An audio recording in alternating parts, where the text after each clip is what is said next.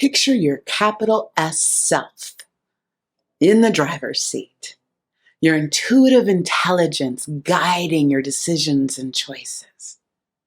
You living in a state of grace.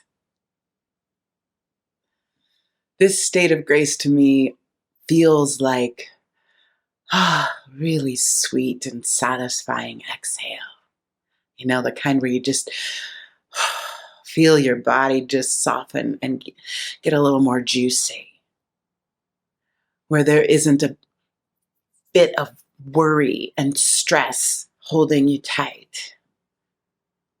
Where you trust yourself, life, and you know, it is all unfolding perfectly in that moment. This is a state of grace. This is what it means to be in flow. The abundant flow, which is actually the definition of affluence.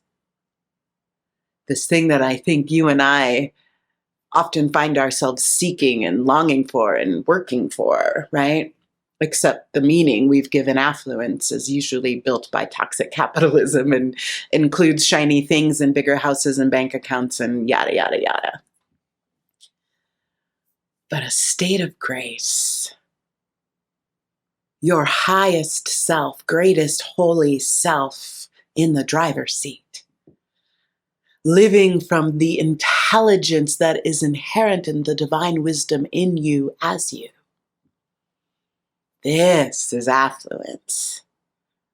This is having a divine guidance system pointing you to greater good in every moment. And what I know about that state of grace, this divine guided operating system that is you, is that it is felt. It is a real experience in your bodies. Yes, bodies plural. The physical, material body, and your subtle, energetic, ethereal, whatever you'd like to name it, body. That requires a more nuanced sensing, feeling. But bodies nonetheless. It is not happening in your thinking, this state of grace. May your thinking be informed by this state of grace, this state of being. You know, you may have heard me speak in the past about what I call the spiritual order of operations. I learned this from teachers, my teachers, many, many moons ago. But the order of operations in spiritual living is to be, do, and then have. So it starts with the being. Who and how are you being? And then comes the doing and the having. So being in this state, being in flow, abundant flow, the flow of the divine that is ever moving for greater good, ever expanding itself into greater and greater expressions of love through life, through you. That's how you got here. You are the manifestation of love expressing itself infinitely. And you get to then express yourself as this love, bringing it more to life, through your full aliveness. You know, and this abundant flow is a way that you are in the river of good, right? This is how you can move in this state of grace without forcing anything, without producing and achieving and hustling. This is how you give your greatest gifts. This is how you express, say, do, give what is authentically yours to give, the gift that is you expressed in this life. Comes out of this state of grace, comes from this experience of being in flow and just naturally giving what is yours to give. I deeply believe your gifts ungiven mean something is missing in this world, in this life. I am gypped of some special thing if you're not giving your gift, whatever it is, your presence, right? Your unique interpretation of love and good. This is what you are here for. It is your purpose. And it is natural to you. It is natural to you. It is already so in you. And I deeply believe it is not only your greatest offering to the world, it is also your greatest route to an experience of abundance.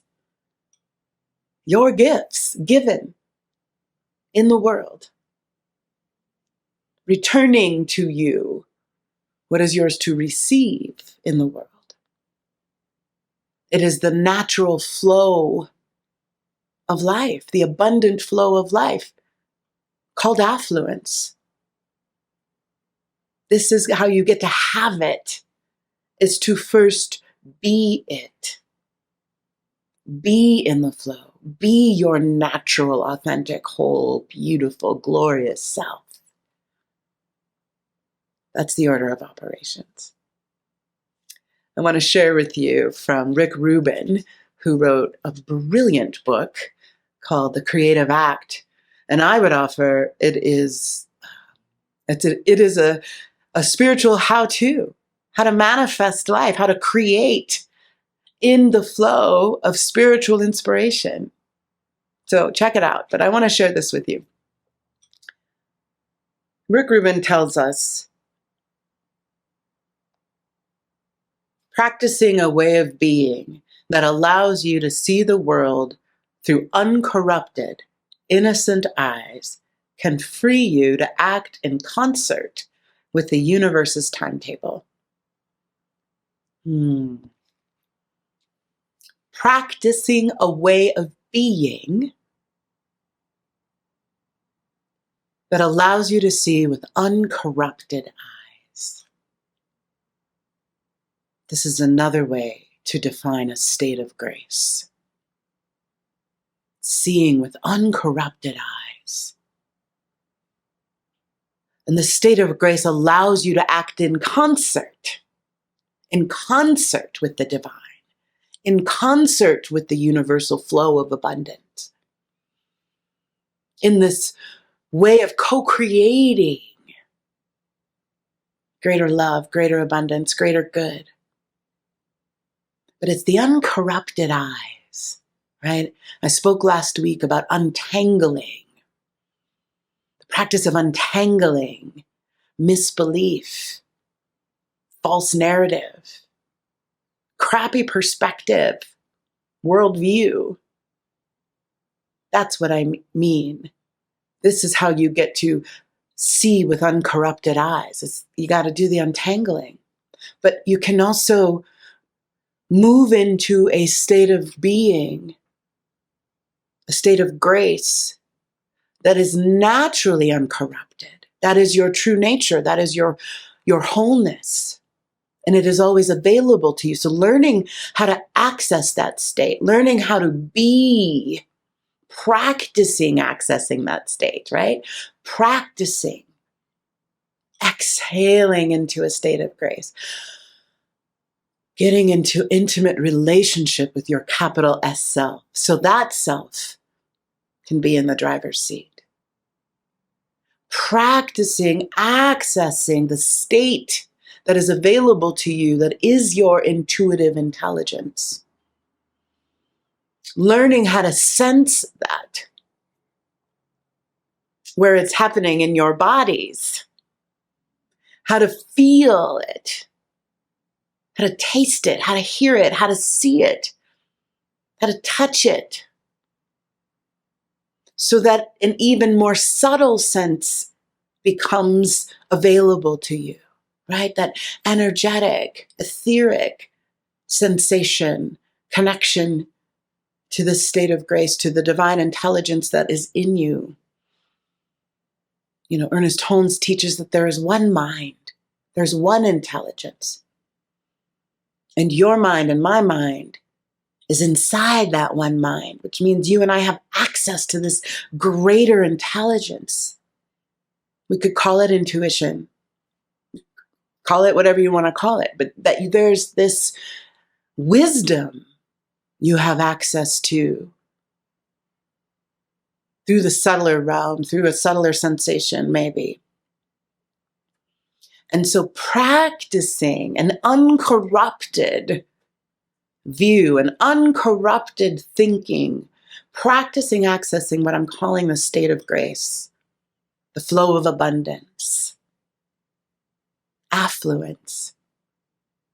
This is the do part of our order of operations in this series. This is the first do I'm going to offer, as I want you to get into the practice of being in flow,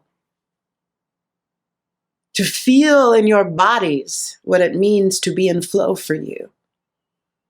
How do you begin to recognize yourself in a state of grace? How do you begin to recognize when you're not in flow, when you're not in the state of grace? What does it feel like in your body? You know, I was sharing with you in the last video that I can feel when I am blocking, when I am restricting, when I am not in flow, when I'm sometimes actively choosing not to be in flow, right? When I've allowed my fear, my little s self, to be in the driver's seat. You know, and what that feels like in my body is a tightness, a limited range of motion, like my arms get glued to my sides.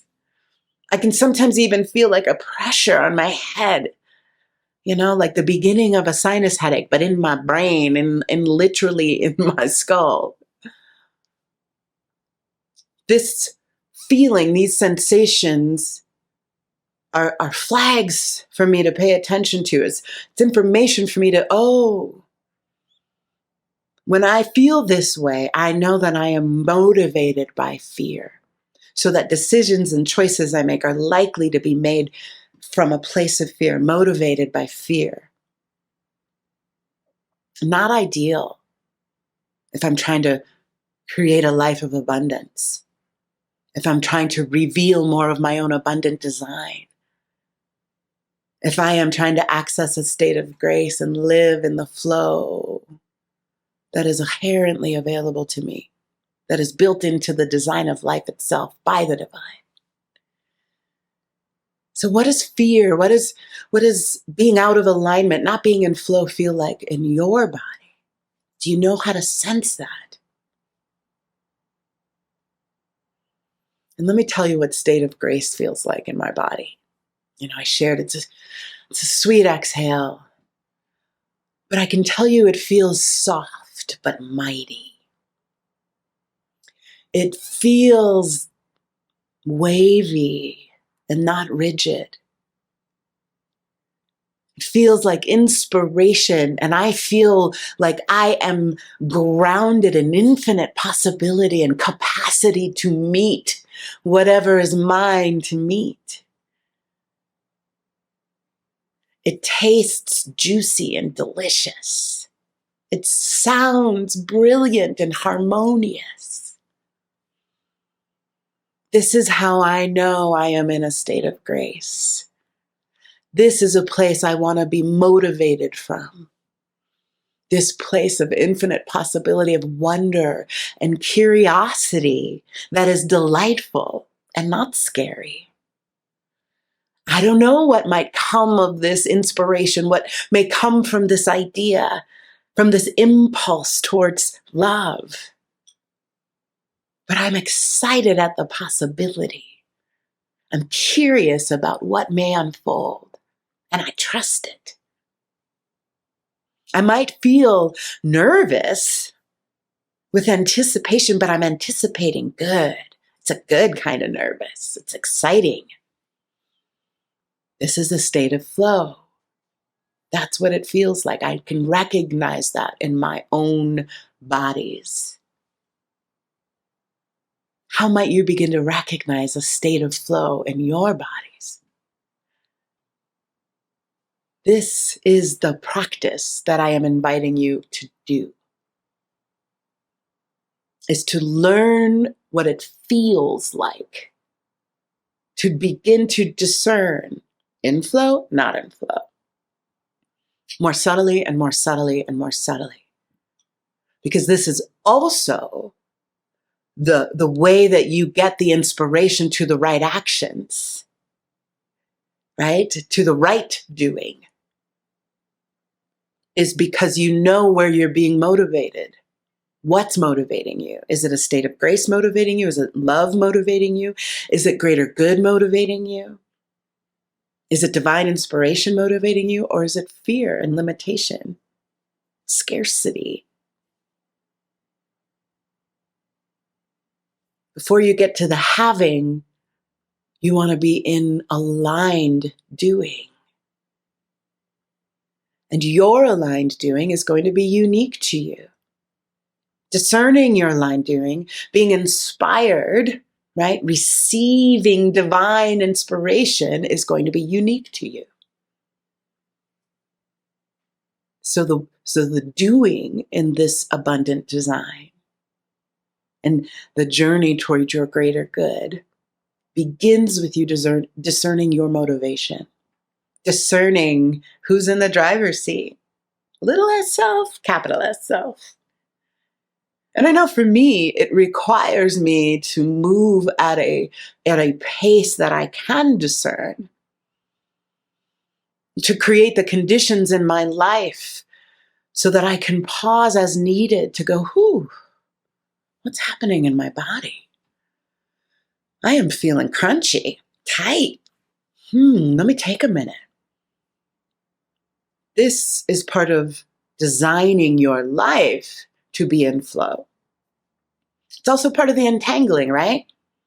I know for me, the outer pressures, the societal pressures have often motivated me to create conditions in my life that absolutely do not serve my whole true nature, do not serve me being in a state of grace, right? They suck my time and energy into useless activity that keep me numb and distracted from truth, from my true way of being.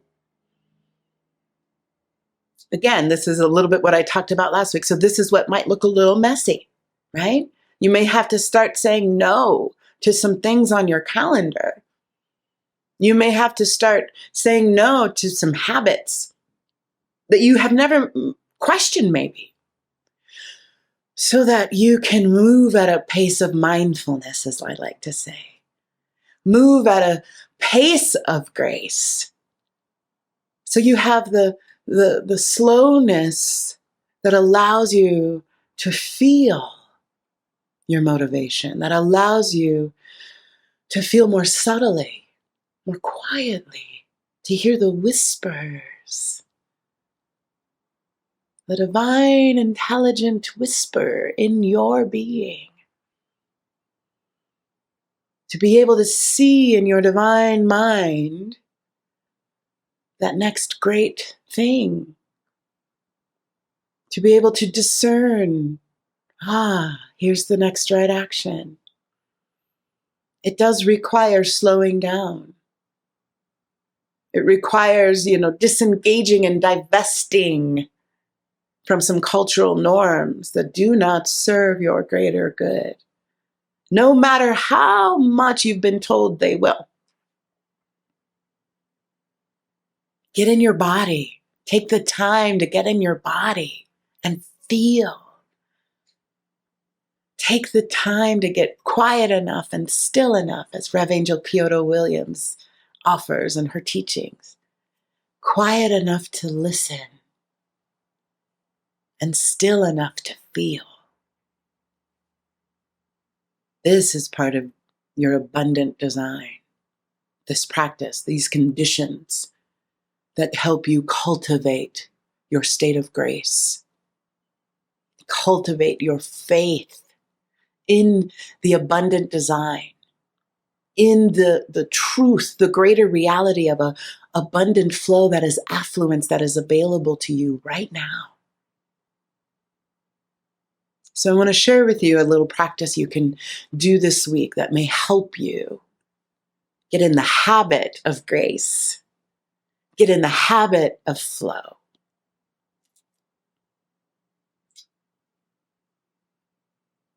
So get yourself comfy. We'll do it together briefly now. Maybe close your eyes if that's comfortable for you, if that works for you, or hold a soft gaze. Just take a nice juicy exhale. Let your whole body soften. And just take in my words.